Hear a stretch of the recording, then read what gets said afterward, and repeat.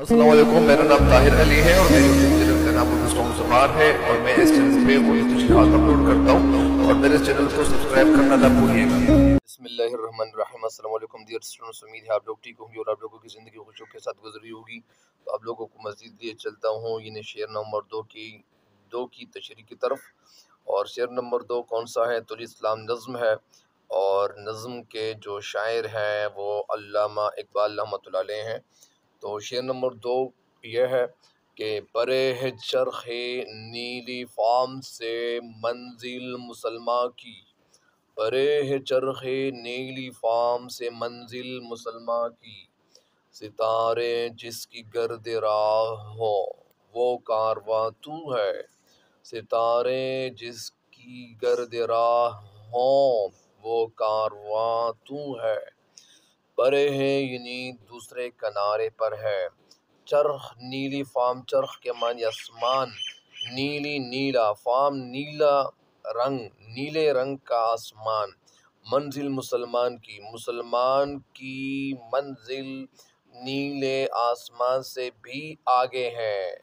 यानी ये इसका मफहूम निकलता है, मुसलमान की मंजिल नीले आसमान से भी आगे है, सितारे जिसकी गर्द राह हों और सितारे इसके रास्ते के गर्द बन जाएं, वो कारवां तू है, वो काफिला तू ही है, वो कोई और नहीं है। ए मुसलमान, तुझे हकीकत की दुनिया में आना चाहिए, तुझे अल्लाह ताला यानी ताकत अल्लाह ताला देना चाहता है, तरक्की देना चाहता है।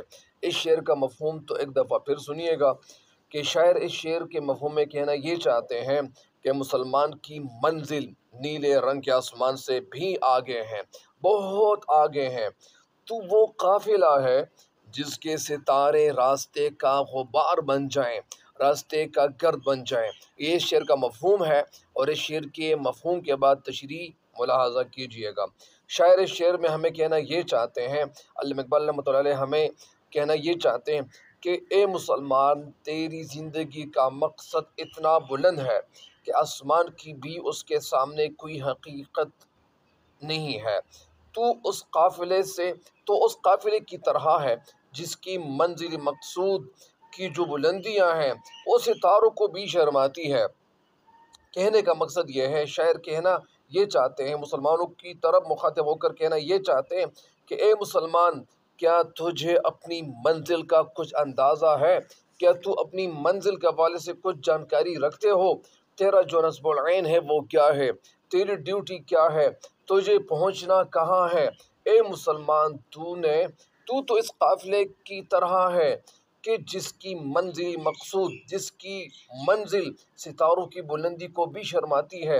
ए मुसलमान, ज़रा गौर करें, ज़रा सोचें कि तेरी मंजिल मकसूद तो आसमान से भी कहीं आगे हैं, तेरे बुलंद मकाम के सामने सितारे भी यानी गर्द काफिले की हैसियत रखते हैं। यानी काफिला, वो काफिला पुराने दौर में काफिले चलते थे, काफिले की सूरत में लोग एक जगह से दूसरी जगह मतलब सफ़र करते थे। इसका मतलब यहाँ पे ये निकलता है कि कुदरत ने तेरे मकाम को जो बुलंदी अता की है, जो तरक्की अता की हुई है, वो किसी दूसरी कौम को हासिल नहीं है। दरअसल शायर मुसलमानों को याद दिलाने की कोशिश करते हैं कि ये जो कायनात है, इस कायनात को मुसख्खर करना, ये कायनात तेरे ताबे अल्लाह ताला ने बनाया हुआ है और तस्खीरी फितरत तेरा अहम ड्यूटी है, तेरा अहम फरीज़ा है। इसलिए तुझे अपने सफ़र आसमानों से आगे तक जारी रखना है, क्योंकि मुसलसल सफ़र और कोशिश मुसलमान पर फ़र्ज़ है।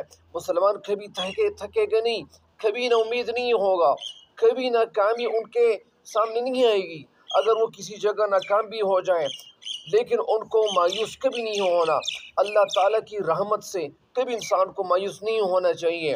तो मुझे उम्मीद है कि इंशाल्लाह आप इस शेर से फ़ायदा ज़रूर उठाएंगे और इस शेर की तशरीह आप समझ चुके होंगे।